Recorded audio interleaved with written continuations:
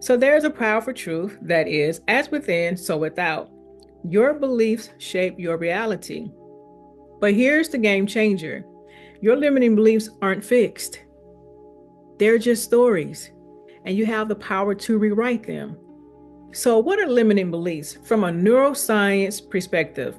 I am not a neuroscience expert, neither am I a neuroscientist. However, I am one who's very studious and I study a lot of different subject matters. And from what I've studied and gathered, this is my experience on how I removed the limiting beliefs and rewrote and or rewired my brain for success. So here's my definition. So according to Angela, limiting beliefs are false narratives we create about ourselves or the world. They stem from past experiences, cultural conditioning, or fear of failure. I'm going to give you a few examples, and perhaps maybe you can hear yourself speaking or saying what I am going to say. Perhaps you've said some things like this. Number one, I'm too old to start something new. Two, success is for other people, not for me. Or maybe you've said, I don't have the skills to make that happen. If you said this, or maybe perhaps you said some other things, I want you to pause right now and I want us to do a quick activity together, just so that you can keep a thought. That's all this activity is for you to hold a thought. So the quick activity that we're going to do right where you are, take a moment and pause.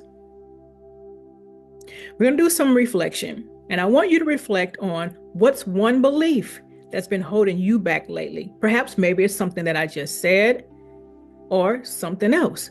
Whatever it is, I want you to write it down or keep it in your mind. And as you go through this video, I know you're going to hear some things that I'm going to share with you that you can rewire your brain for success. Okay? So a limiting belief is simply a state of consciousness, a self-concept you've assumed. You have assumed these self-concepts about yourself. The good news is an assumption can be changed. Everything can be changed.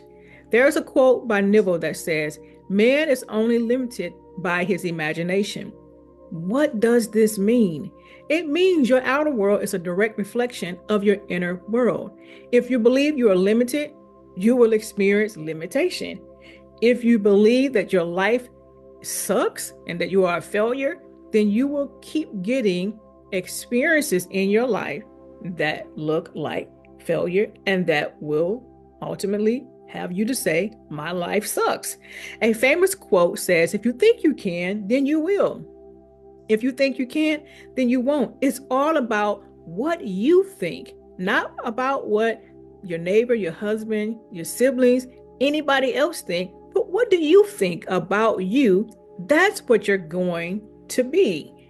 So in Proverbs 23:7, it says, "For as a man thinketh in his heart, so he becomes." So here's the meaning of that. Whatever thoughts you hold in your heart about you, that's what you are going to be.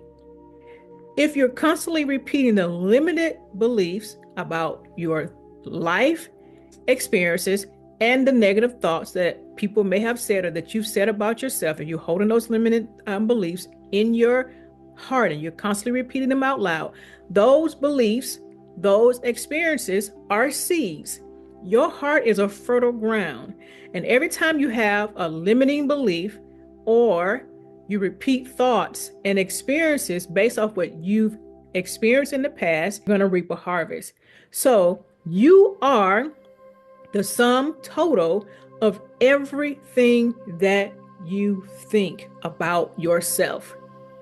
From when you were in your mother's womb until the age of 7, you are living off of your early experiences as a child, and you're running off of that program, and you are now basing your entire life based off of the thoughts and how you were told to think and the experiences that you experienced as a child.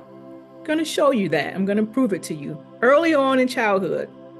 As a child, we absorb beliefs from our environment, from our parents, our siblings, especially our siblings, and our teachers and society. For an example, I'm going to give you one example that I believe all of us can resonate with.